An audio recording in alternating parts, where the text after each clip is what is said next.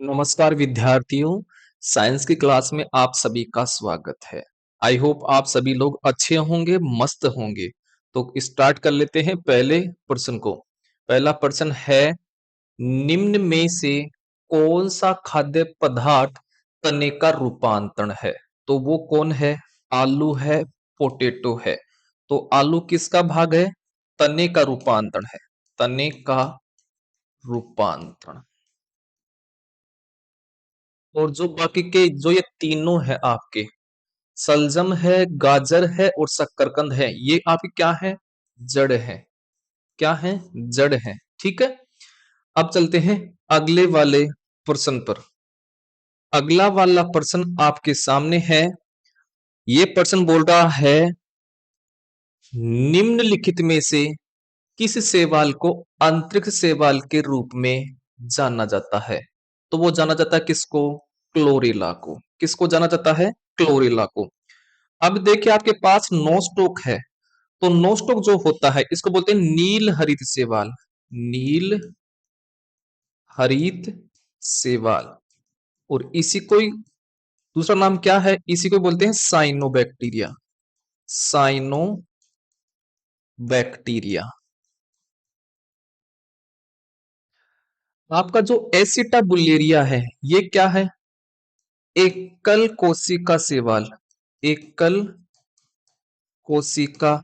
और कैसा सवाल शैवाल है ये? हरा शैवाल है। हरा शैवाल है।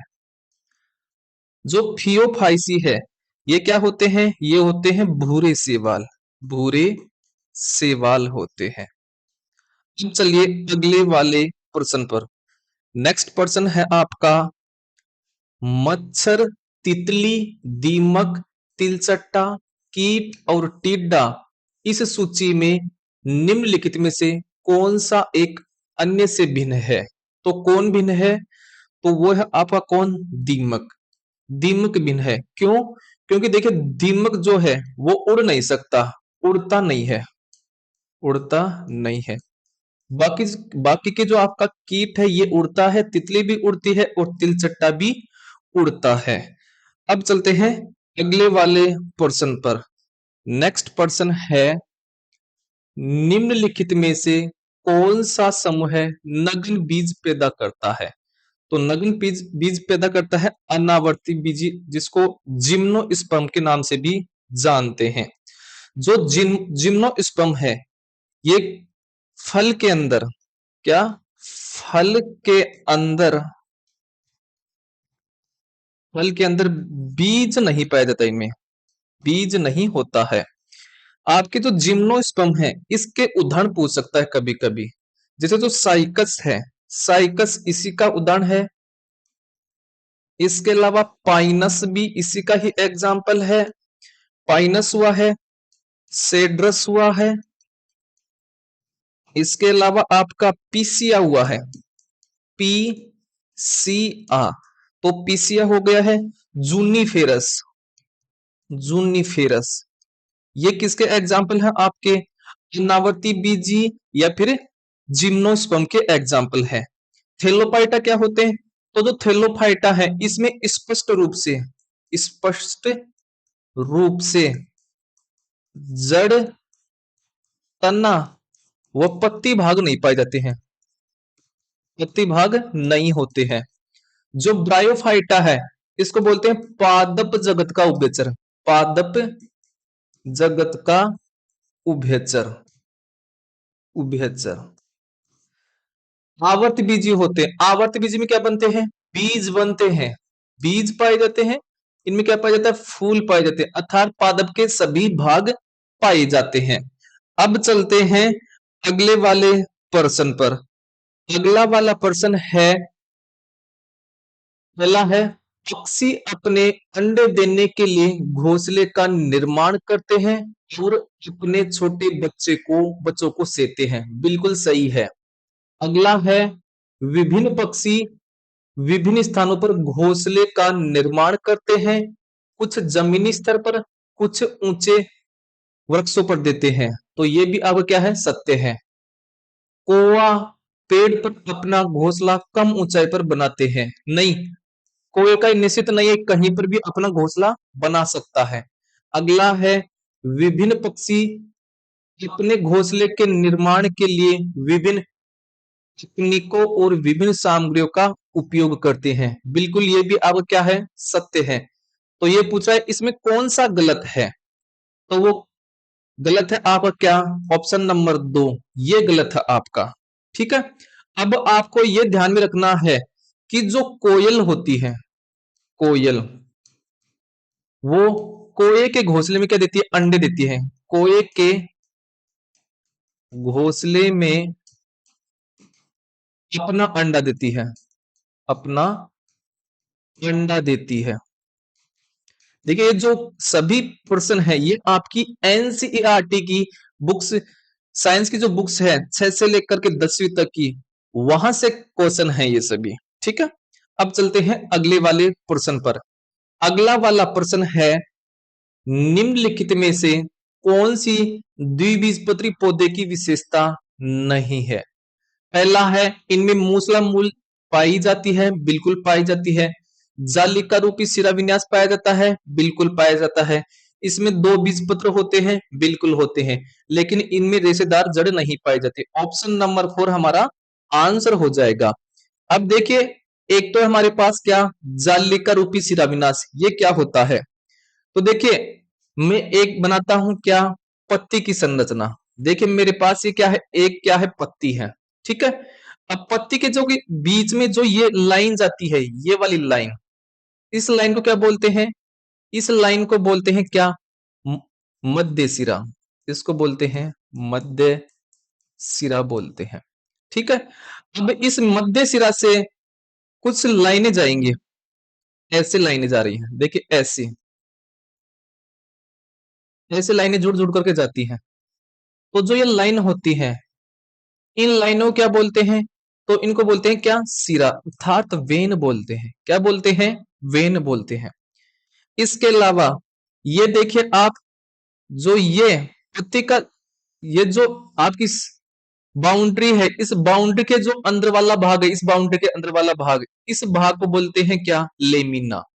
अर्थात इसको क्या बोलते हैं, फलक बोलते हैं। क्या बोलते हैं, फलक बोलते हैं। इसके अलावा देखिए आपका जो ये भाग होता है, ये वाला भाग है डंठल, इसको क्या बोलते हैं, पर्णवरंत बोलते हैं। पर्णवरंत, इसको बोलते हैं पर्णवरंत। ये जो पर्णवरंत है, ये पत्तियों किससे जोड़ता है, तने से जोड़ता है, तने से जोड़ता है।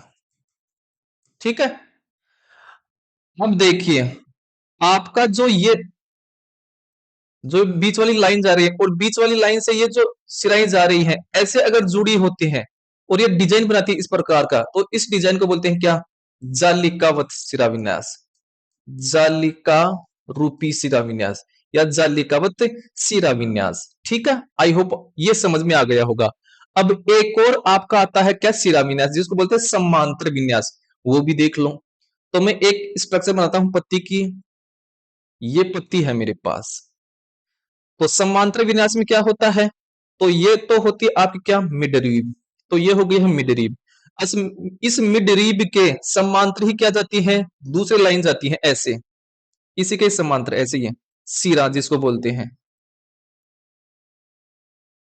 ऐसे सिरा जाएंगे। तो इस प्रकार के विन्यास को क्या बोलते हैं, सिरा विन्यास को। तो इस प्रकार का जो ये डिजाइन बना रही है, इसको बोलते हैं क्या, समांतर सिरा विन्यास, समांतर सिरा विन्यास। और समांतर जो सिरा विन्यास होता है, ये किसमें पाया जाता है, ये पाया जाता है एक बीजपत्री पादपों में, एक बीजपत्री पादपों में। जैसे आपने देखा होगा बाजरे का पादप, बाजरा, उसमें ये आपका पाया जाता है। ठीक है, समझ में आ गया होगा। तो हमने देख लिया है जालिका रूपी शिरा विन्यास और समांतर शिरा विन्यास। अब हमारे पास आ रहा है रेशेदार जड़। ये रेशेदार जड़ क्या होती है, तो मैं रेशेदार जड़ बनाता हूं। जैसे आपका क्या होता है, जैसे जमीन का ऊपरी भाग ये होता है, ऊपर क्या होती है, तने वगैरह पत्तियां शाखाएं ये होती हैं, और नीचे क्या होती है, रेशेदार जड़ में। तो रेशेदार जड़ में कोई मेन जड़ नहीं होती, ऐसे रेशे निकले होते हैं, ऐसे रेशे निकले होते हैं। ठीक है। तो कोई मेन जड़ नहीं होते, तो इस प्रकार की जड़ों को बोलते हैं क्या? रेशेदार जड़। रेशेदार जड़। एक हमारे पास क्या है? मूसला जड़। ये कैसी होती है?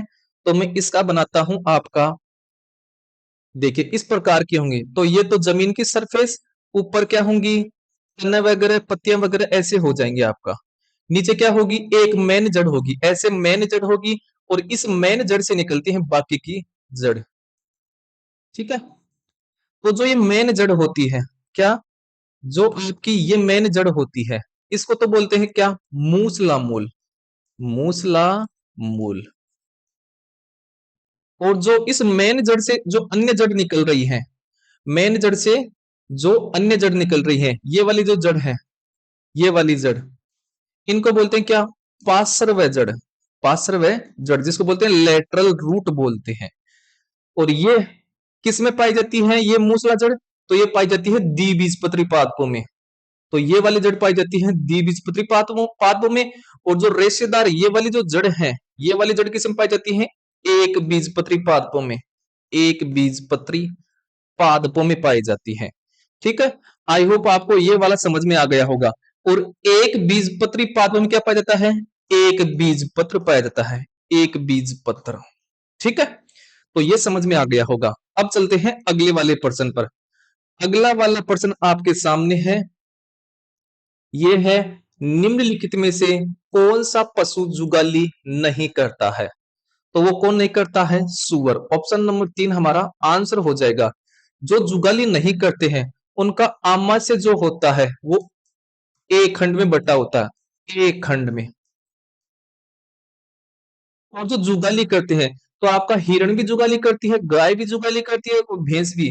तो इनका जो आमाशय होता है, जो जुगाली करते हैं, इनका आमाशय एक से अधिक खंड में बटा होता है। ठीक है। आपको ये ध्यान में रखना है। अब चलते हैं अगले वाले प्रश्न पर। नेक्स्ट प्रश्न है आपका, शाकाहारी को खालिस्तान को पचाने के लिए छोटी आंत के बड़े होने की आवश्यकता होती है। तो किसको पचाने के लिए? तो होता है कोशिका रस, अर्थात सेलुलोज को पचाने के लिए। किसको पचाने के लिए? सेलुलोज को पचाने के लिए। अब हमारे पास आता है प्रोटीन। तो प्रोटीन को क्या बोलते हैं? शरीर वर्धक भोजन। शरीर वर्धक भोजन कहते हैं।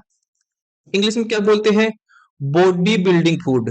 बॉडी बिल्डिंग फूड कहा जाता है इसको। जो वसा होती है, वसा से सर्वाधिक मात्रा में, सर्वाधिक मात्रा में ऊर्जा प्राप्त होती है, ऊर्जा देता है, प्रदान करता है।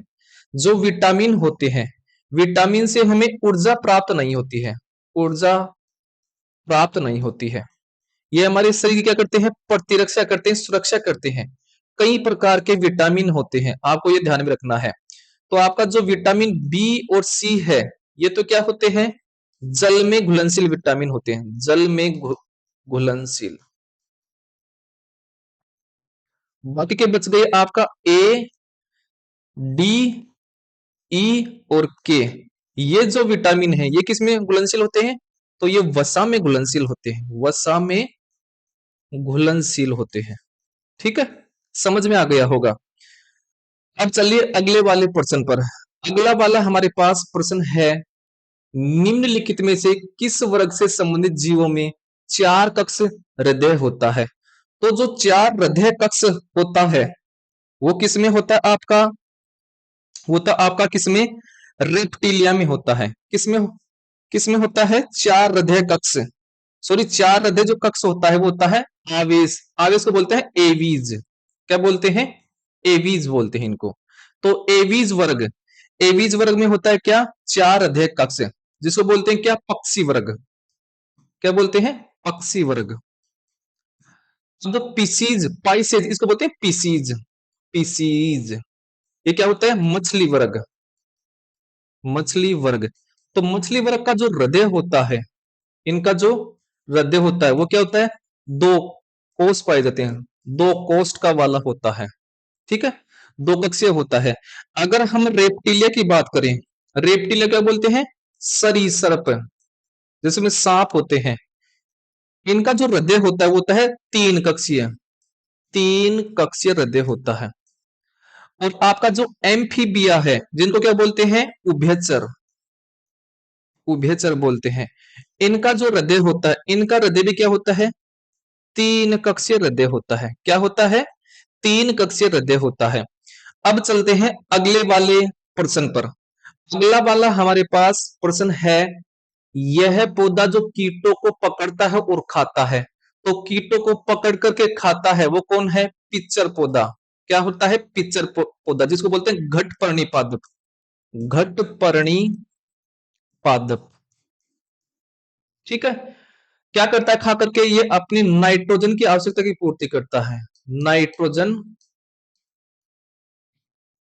आवश्यकता की पूर्ति, आवश्यकता की पूर्ति करता है कीटों को खा करके।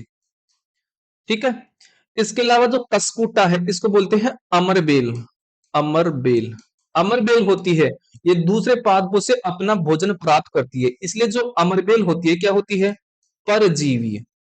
क्या होती है, परजीवी होती है।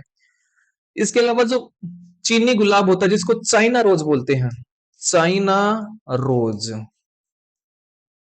इसको जब अमल में ढालते हैं, अमल में ढालते हैं, तो इसका रंग कैसा हो जाता है, मेजेंटा हो जाता है, मेजेंटा। ठीक है, तो ये होते हैं आपकी क्लास के आज के 10%। अगर आपको ये क्लास अच्छी लगती है, मजा आता है पढ़ने में, एनसीईआरटी साइंस के क्वेश्चन पढ़ने में, तो इसको जरूर से लाइक कीजिएगा, क्योंकि एनसीईआरटी की साइंस सभी कंपटीशन एग्जाम में आपको देखने को मिलती है। जो भी साइंस के प्रश्न आते हैं वो यहां से ही आते हैं। तो हमारे चैनल को जरूर से सपोर्ट कीजिएगा, लाइक कीजिएगा।